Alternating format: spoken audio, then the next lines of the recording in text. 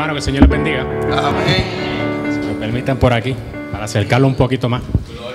Vamos a leer la palabra y vamos a buscar el libro de Habacuc, capítulo 2. Y vamos a leer desde el versículo 1 hasta el 4. Y luego de leerlo, si me permiten, voy a decirle por qué este libro en particular es tan importante para mí. Me digan amén cuando lo tengan, hermano. Amén. Leemos la palabra en el nombre del Padre, del Hijo y del Espíritu Santo. Sobre mi guarda estaré, y sobre la fortaleza afirmaré el pie, y velaré para ver lo que se me dirá, y qué he de responder tocante a mi queja. Y Jehová me respondió y dijo: escribe la visión en tabla, para que corra el que leyere en ella.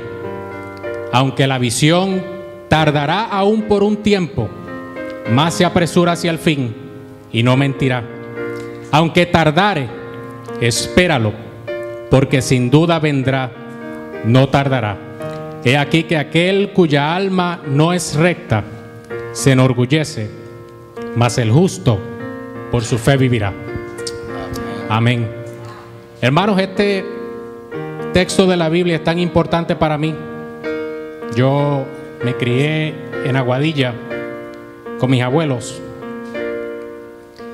Mis abuelos practicaban toda su vida lo que muchos conocemos aquí como espiritismo. Y por el hecho de que mis abuelos practicaban espiritismo, pues yo era el nieto de la casa. Vivía con mi tío, el menor, Angelito, que ya pasó a vivir con el Señor, murió de SIDA. Ángel era santero. Mis abuelos practicaron, como les dije, espiritismo por más de 40 años de su vida. Y era pues común que los hijos que vivían en la casa practicáramos lo que practicaban mis abuelos. En otras palabras, mi tío era no tan solo espiritista, sino santero. Y yo les había seguido el camino, siendo también espiritista y trabajando en centros de mesa que le conocen allá en Puerto Rico, en lugares como Isabela y demás. Un día mi abuela sale de su casa una noche y pensábamos que había ido a visitar a alguna vecina o algo por el estilo. Y cuando llega por la noche le dice a mi abuelo que todas las imágenes que estaban alrededor de la sala teníamos que destruirlas y botarlas. Nosotros no entendíamos qué había pasado en aquel momento, y era que mi abuela había ido a una iglesia que estaba al final de la calle y esa noche se había convertido al Señor. Pasaron las semanas y mi abuelo un día en conversación con nosotros me dice: Pola se convirtió al Señor, yo tengo que hacer lo propio para apoyarla y estar con ella. Y mi abuelo pues hace lo propio, va a la iglesia donde iba mi abuela y se convierte al Señor. Mi tío y yo obviamente no hicimos lo propio en aquel momento. Mi abuelo y mi abuela, que hoy en paz descanse, en aquella iglesia en Aguadilla se sentaron a orar y a pedirle al Señor días y días y días y días, hasta que un día, yo estando aquí en Orlando, Florida, conocí a la que hoy es mi esposa, Darlene, y una noche ella, sabiendo que yo practicaba espiritismo y que ya estaba envuelto en la santería, me dice que teníamos que ir a una iglesia, que por favor la complaciera. Yo buscaba mil excusas, hermanos, para no acompañar a mi esposa a la iglesia, hasta que llegó un momento dado que le dije: bueno, si tanto insistes, pues yo te acompaño, pero que conste que hoy es la primera y última vez que te acompaño a la iglesia, porque yo estoy envuelto en otras cosas. Hermanos, fuimos a visitar una iglesia que nos habían informado. Cuando llegamos a la iglesia no la encontrábamos, o sea, no llegamos porque no la encontrábamos.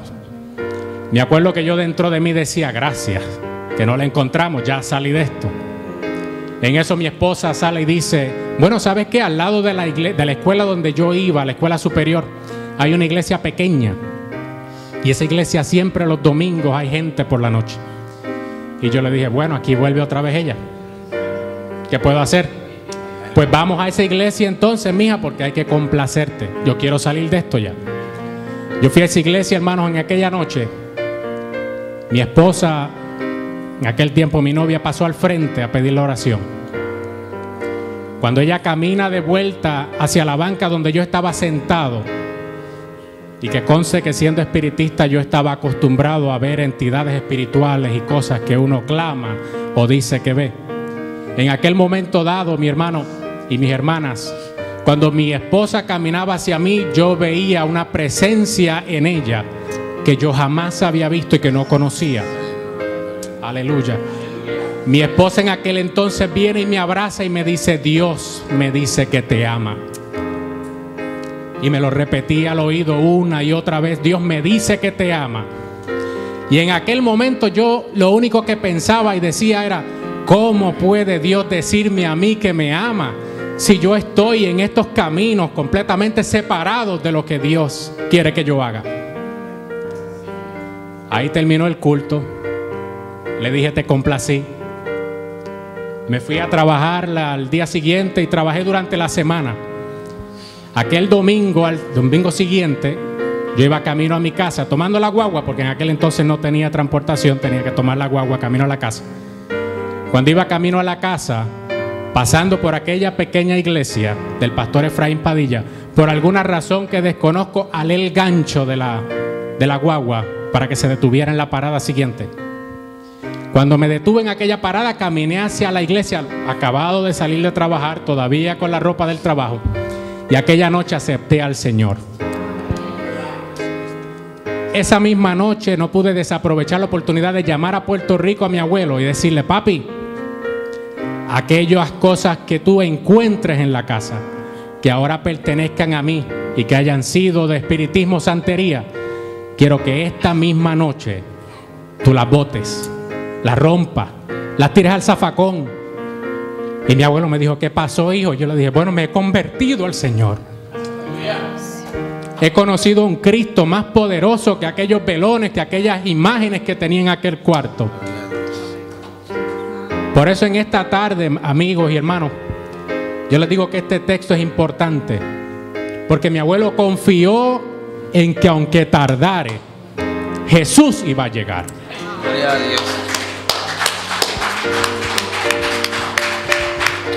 A veces pensamos que oramos y oramos y oramos, como decía Habacuc, que obviamente recibe una contestación porque se sentía molesto, porque veía que las demás personas prosperaban y él no.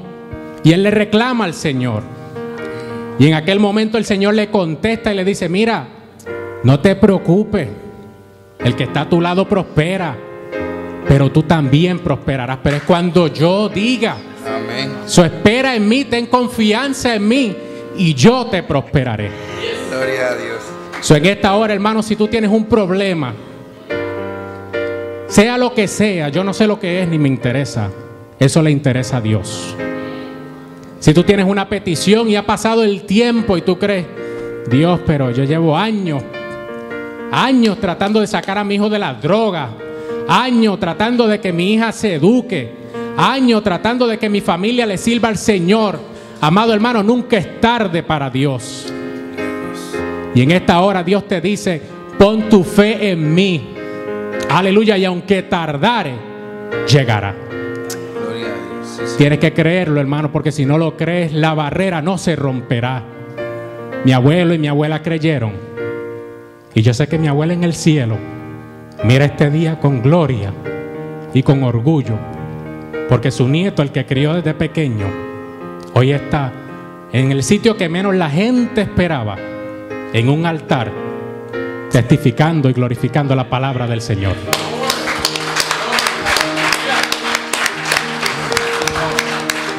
Hermanos, hasta aquí la palabra.